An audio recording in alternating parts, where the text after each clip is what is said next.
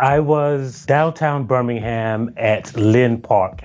It's the site of a Confederate monument that had been controversial for a long time. This statue became almost the object of the protests. And so when they got to this Confederate statue, the mayor of Birmingham promised them that in 24 hours he would remove that monument. And in the middle of the night, despite it being against the law, he had it removed. And so I went down. During the previous protest that had turned violent, 3 members of the Alabama media had been attacked by protesters. And so I decided, I had press credentials, I decided to leave them in the car because media organizations had advised reporters not to carry them, especially around their neck. And on Wednesday, 2 reporters who had their credentials on lanyards were arrested. The rumors that the Klan was coming turned out not to be true. There were 4 protesters, I guess, who were all white, who told me later that they came with the intentions of being arrested. They had been at the protest all week. I was filming the police arresting them, and I was also filming this weird show of police force for a clash that didn't happen, for a protest that wasn't a protest. And from behind, someone grabbed my phone. And it was the cops. They asked me if I was press, and I told them I was press. And they said, well, let me see your credentials.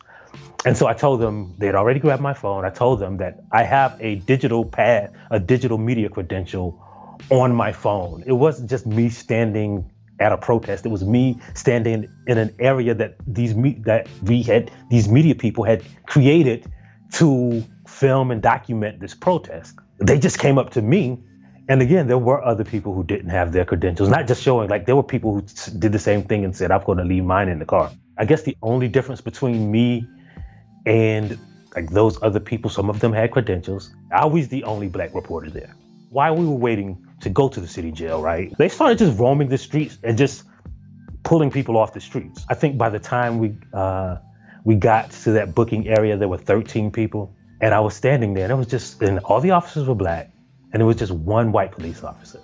And after a few minutes, he just walked up to me and just looked at me and told me to turn around. I turned around and faced the pillar, and he grabbed my zip ties and just pulled them as tight as he could. I couldn't feel my fingers. After he pulled my handcuffs tight, I stood there. And then after 5 more minutes, he just walked up to me again and said, I'm tired of watching you stand up. By the time they put us on a van to go to the city jail, like all of the rest of the people who were kind of crowded into this van, they weren't even concerned about themselves. They were asking me like, are you all right? And I wasn't squirming or anything. It was just that they could see like my hands were white and like engorged. They were puffed up. So after they took us to the city jail, I calmly asked one of the people at the city jail to come over. And I said, like, man, I'm not even going to complain, but like, I just want you to look at my hands. And he said, Jesus.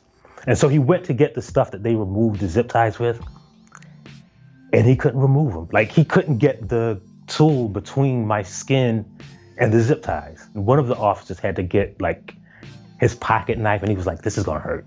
So he had to use his pocket knife and like lift up the zip ties so that they bit into the bottom of my wrist, but they lift up the top and then they cut them off. I didn't get my phone back until I was released, but I got a phone call and told somebody like, tweet from my account.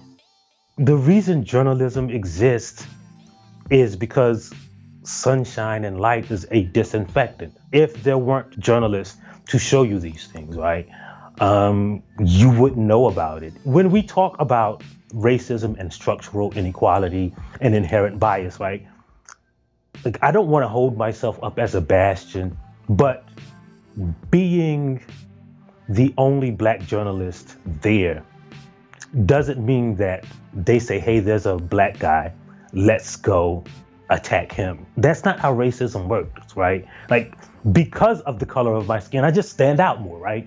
And I don't look like a reporter, maybe, to some of those cops. There was nothing different about me than every other report. Like, there were no protesters around me. They didn't mistake me for a protester. That is not an excuse, right? Because I was not surrounded by protesters. The only thing that separated me from the people I was surrounded by was the color of my skin.